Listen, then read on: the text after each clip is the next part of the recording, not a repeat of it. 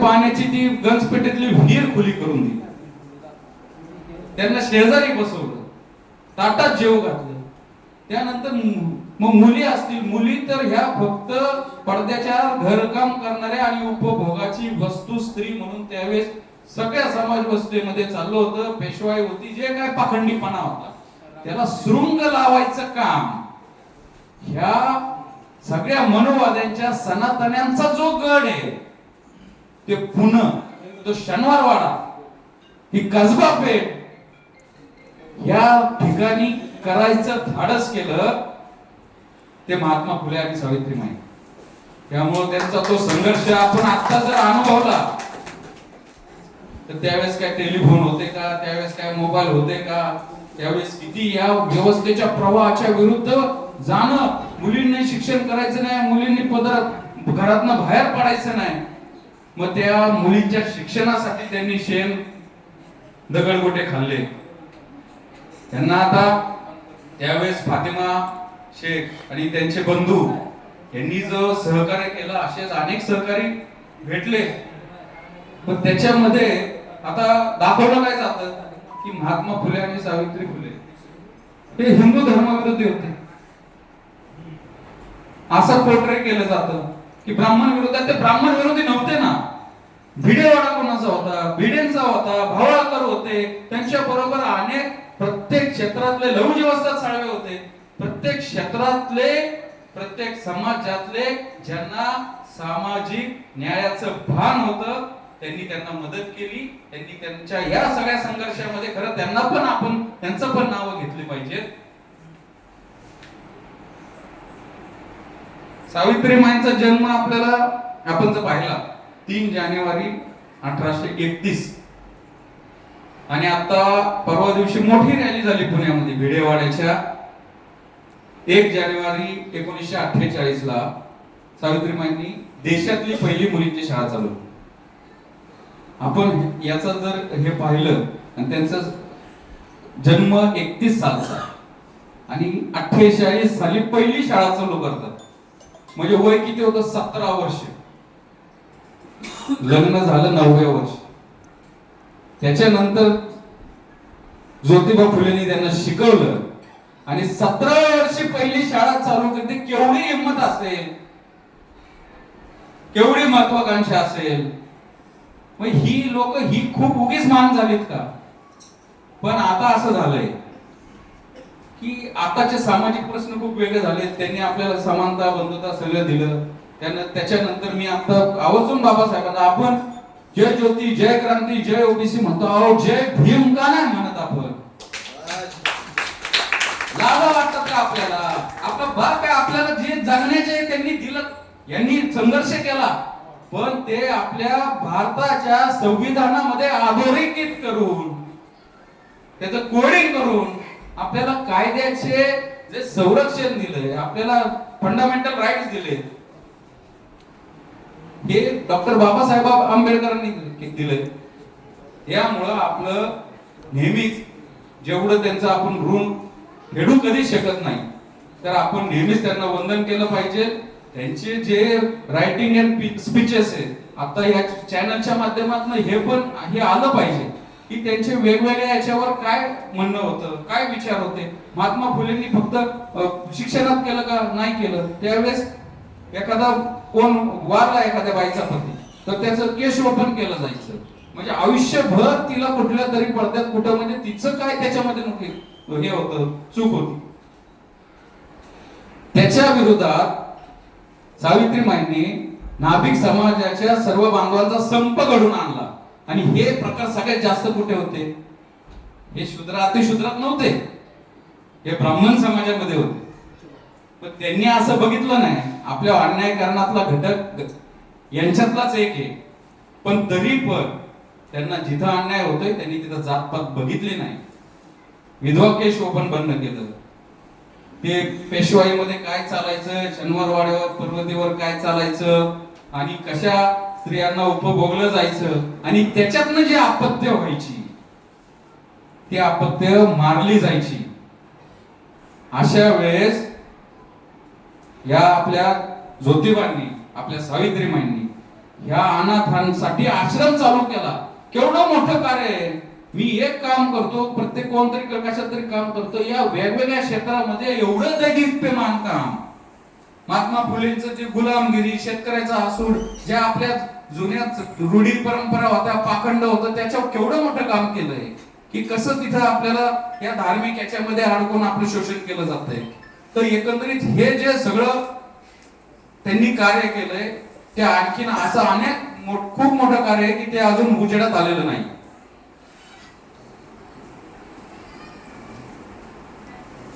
यादव साहेब, माझं मी नातं सांगतो. तुम्ही सांगितलंच की ब्राह्मण विधवेचा मुलगा यशवंत या फुले दाम्पत्यांनी दत्तक घेतला. त्या यशवंताला डॉक्टर केलं, पण त्यांना कुठला माळी मुलगी देत नव्हती. त्यावेळेस आमच्या हडपसरचे आमचे आद्य पुरुष ज्ञानोबा कृष्णाजी ससाने यांनी मुलगी दिली. आणि ते आमचं नातं जुळलं. त्याच वैचारिक वारसातनं मी हे सामाजिक काम करतोय. तुम्ही सांगितलं की समुद्र मंथनातनं हिरा, पण ते समुद्र मंथन करताना ते मंथन करणारे तुम्ही सगळे ते आमचे ओबीसीचे नेते आदरणीय भुजबळ साहेब आहेत. कारण की आता मी पाहतोय की कुठेतरी कुठला अजेंडा असेल, कुठला नॅरेटिव्ह असेल, भुजबळ साहेबांचं महात्मा फुले, सावित्रीबाई फुले, मग नायगाव असेल, फुलेवाडा असेल, भिडेवाडा असेल, त्यांचे चरित्र साधने असतील, याच्या संदर्भातलं एवढं मोठं काम आहे, एवढं मोठं काम हे आता छापायला लागतंय. कारण की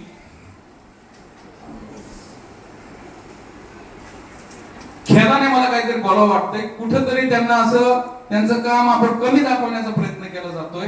हे खूप दुर्दैवी आहे. हे खूप मी जबाबदारीने बोलतो. आज आपल्याला गंजपेठेतला फुलेवाडा दिसतोय, त्याच्यासाठी अथक प्रयत्न भुजबळ साहेबांनी केले. भिडेवाड्याचा जो लढा आहे, भिडेवाड्याचा 25 वर्ष कोर्टात लढा चालू होता, हायकोर्टामध्ये चालू होता, सुप्रीम कोर्टात चालू होता. त्याच्यासाठी भुजबळ साहेबांनी काय केलं हे मला माहिती आहे. ते बाकी सगळ्यांना आणि ते सांगितलं नसेल त्यांनी, ते मी सांगतो. त्यांनी काय केलं, पुढचे जे विरोधात गेले होते त्यांना काय काय देत होतं, त्याच्यानंतर कसा पाठपुरावा केला, कसा मुख्यमंत्री असतील, ऍडव्होकेट जनरल असेल, त्यांना सांगून सुप्रीम कोर्टाच्या तिथं चांगले मोठमोठे वकील देऊन त्या जिथं पहिली शाळा सुरू केली सावित्रीबाईंनी, त्या शाळेचं राष्ट्रीय स्मारक होण्यासाठी त्यांनी जे योगदान, त्यांनी जो फॉलोअप केलाय, त्याला मानाचा मुजरा आपल्याला द्यावा लागेल. आणि या भिडेवाड्यासाठी साधारणतः त्याला 4-5 वर्ष झाले असतील.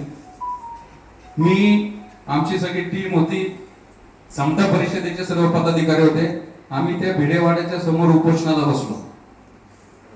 हिवाळी अधिवेशन चालू होतं डिसेंबर मध्ये, आणि आमच्या बरोबर डॉक्टर बाबा आढाव आमच्या बरोबर बसले होते. त्यांच्या मनावर खूप फुलेंचा पगडा होता आणि ते म्हणले मी येणार. तिथं दिवसभर बसले ते. त्यावेळेस अधिवेशन चालू होतं. भुजबळ साहेबांनी अधिवेशनामध्ये हा प्रश्न घेतला की ते बाबा आढाव तिथं बसलेत, आमच्या समतेचे पदाधिकारी बसलेत, आमचे मंगेश ससाने बसलेत, सगळे बसलेत. तर या संदर्भात लाज वाटली पाहिजे. पुणे विद्यापीठाला सावित्रीमाईंचं नाव आहे आणि त्याच सावित्रीमाईंनी पुण्याला भारतातलं विद्येचं माहेरघर मानतात.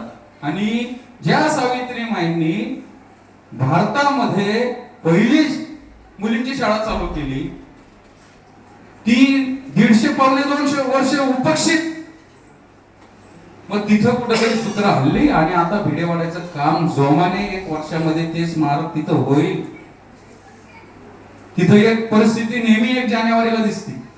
सकाळी 7 वाजता तिथं समोर दगडूशेठ हलवाईचं गणेश मंदिर आहे आणि तिथं 5000 महिला मस्तपैकी सगळं व्यवस्थित त्यांच्या पेहरावामध्ये अथर्व शीर्ष म्हणायला येतात. आणि त्या अथर्व शीर्ष म्हणताना डाव्या साईडला तो पडलेला भिडेवाडा असायचा. तर मी एका चॅनेलला म्हणलं होतं, ते अथर्व शीर्ष वाचायला तुम्ही जिच्यामुळे शिकलाय ना, तिचा तो वाडा आहे, तिच्या तिथं जा आणि वंदन करा आणि सांगा आता कुठेतरी त्याच्या वेळेस अथर्व शीर्ष म्हणायला येतील ना, त्यांना तिथं सावित्रीमाई दिसेल आणि मग वाटेल की नाही सावित्रीमाई तू होती म्हणून आम्ही हे आता इथं अथर्व शीर्ष म्हणतोय. आपल्याला प्रतीकच कळत नाही. आपण आता दैवत्व द्यायला लागलोय. शिवाजी महाराजांकडून आपण स्वराज्याची संकल्पना घेतली, अजून थोड्या दिवसांनी महाराजांचं मंदिर होतील. यांनी सांगितलेले विचार आपल्याला नाही घ्यायचे. महात्मा फुलेंनी जे सांगितलंय तुम्ही अंधश्रद्धा पाळू नका, आता सगळं आता हा स्वामी तो स्वामी. आता पहिल्यांदा बघा आता विषय निघलाय आपलं एक डिव्होशनल आता टुरिझम चालू झालंय. पहिल्यांदा आपण शिर्डी चालू झालं, मी म्हणत नाही कोणाच्या भावनांना दुखत नाही, आस्था असावी. नंतर तिरुपती चालू झालं, मग त्याच्यानंतर मग चालू काय झालं, मग अमरनाथ, मग वैष्णव देवी, आता काय झालंय महाकाल, त्याच्यानंतर आता ते गिरनार परिक्रमा, खाटूश्याम म्हणजे ते सगळे मारवाडी बिल्डर आहेत, तिथं गेल्यानंतर पावतो आणि बिझनेस मध्ये लय फायदा होतो, त्यासाठी खाटूश्याम. ओके, काय चाललंय आपल्याला काय सांगितलंय? तुम्ही किती ठीक आहे आस्था ठेवा, धर्मावर विश्वास ठेवा, कुठल्या त्या जो परमात्मा आहे त्याच्यावर ठेवा, पण त्या रेल्वे भरून जायचे. आमचे एक वकील मित्र आहेत, ते दर गुरुवारी रेल्वेने जातात, दर गुरुवारी जातात. त्याला म्हणलं खूप मोठी श्रद्धा आहे, म्हणलं चांगली गोष्ट आहे. याच्या आधी तुझ्या आयुष्यात लय मोठं आता असं काय बदल झाला नाही? मला जाणवलं, मला चांगली गोष्ट आहे, काय अर्थ.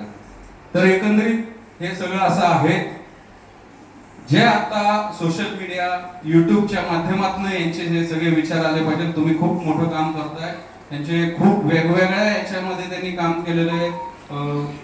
असंघटित कामगारांसाठी केलंय, शेती कशी असावी, तिथं खतांचा वापर कसा असावा, अशा वेगवेगळ्या याच्यामध्ये महात्मा फुले सावित्रीमाईंनी काम पुढे गेले. ते उजागर नक्कीच तुम्ही कराल आणि हा लघुपट आपण लवकरच बघू. वेळ खूप झालेला आहे, बोलण्यासारखं खूप आहे. तर तुम्ही म्हणलात की हिरा आहे, ताकद दिली पाहिजे. आता सध्या महाराष्ट्रातली जी सामाजिक परिस्थिती आणि जी सामाजिक विण आहे ती खूप वाईटरित्या उसवलेली आहे. राजकीय अजेंडा सेट करण्यासाठी हा कुठेतरी एक 15-20 वर्ष स्वातंत्र्यानंतर 25 वर्ष व्यवस्थित आपण जे नांदत होतो ती सगळी विण उसवलेली आहे.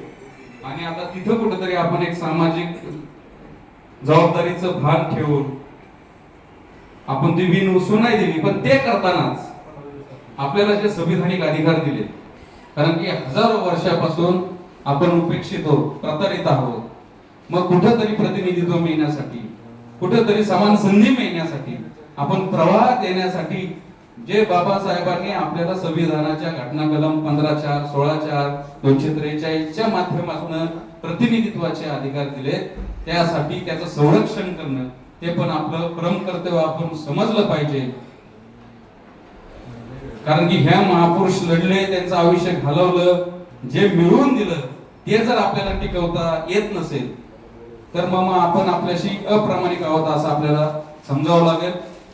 त्यामुळं चाललंय, खूप अतिक्रमण होतंय, बऱ्याच गोष्टी होतात, त्याच्यामध्ये लढाई तर आम्ही लढतोय आणि ती लढत राहू. तुमच्यासारख्या वडीलधारे मार्गदर्शक आमचे रवी भाऊ सोनावणे असतील, राजेंद्र नेवसे असतील, मी मागाशी नाव घ्यायचं अनावधाने राहून गेलो, आमचे शंकरराव लेंगे आज 70-75 वयामध्ये पण तिकडे हायकोर्टात चक्रा मारत असतात, कुठेतरी काहीतरी लिहित असतात. आमच्या बागवानताई, आमचे फरांदे साहेब, माझे सहकारी किशोर वचकर, बाबा करपे, अनिकेत भागवत, आपल्या सर्वांची साथ गरजेची आहे.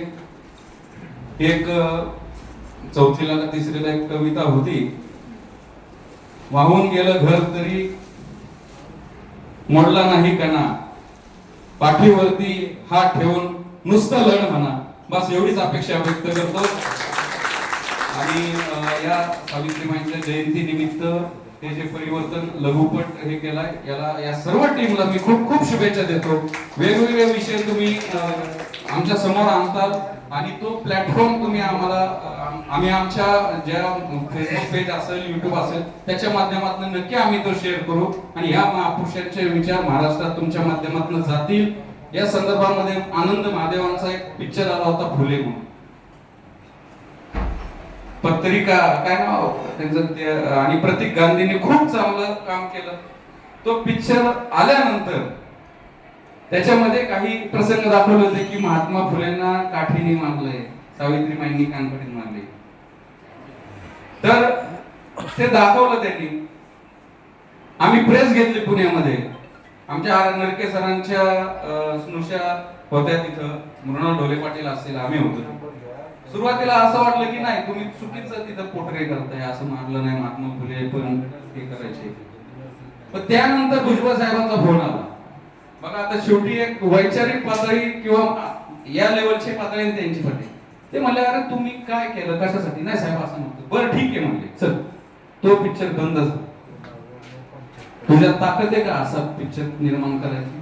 का माझ्यात ताकद आहे? अरे महात्मा फुले हे जगाला कळणार आहे, त्या पिक्चरचं आपण स्वागत केलं पाहिजे. महात्मा फुलेचे सिनेमॅटिक लिबर्टी थोडी द्यावी लागती, पण याच्यातनं त्यांचं विपरीत काय दाखवलंय? आज महात्मा फुले सगळ्या भारताला, महाराष्ट्राला, जगाला कळतील असा पिक्चर आला नाही, त्याचं स्वागत केलं पाहिजे. ते पटलं आणि त्याचा फर्स्ट शो मंगला टॉकीजला मी माझ्या पैसे खर्च करून महात्मा फुलेंच्या वेशामध्ये वाजत गाजत त्या शनिवारवाड्यापासून मिरवणूक करत तो शो केला. हे आपल्याला आपल्या महापुरुषांना डोक्यावर घेतलं पाहिजे. आणि बाकीच्यांना सांगितलं हे जर डॉक्टर बाबासाहेब आंबेडकरांचं हे असतं ना, तर ह्या आमच्या दलित बांधवांनी डोक्यावर घेऊन असतात. 1 जानेवारीला फक्त पोलीसच 5,000 असतात. 5,000 पोलीस असतात 1 जानेवारीला. कारण की त्यांना तेवढा त्यांचा अभिमान आहे. तोच अभिमान आपण महात्मा फुले, सावित्रीबाई फुलेंच्या कार्याचा ठेवला पाहिजे, तरच ते तळागाळात पोहोचतील. आणि आपल्या ह्या ताई सारख्या सगळ्या आपल्या रणरागिणी सावित्री या भारतातल्या वेगवेगळ्या सामाजिक, शैक्षणिक, राजकीय पदांवर कार्यरत होतील एवढी आशा व्यक्त करतो.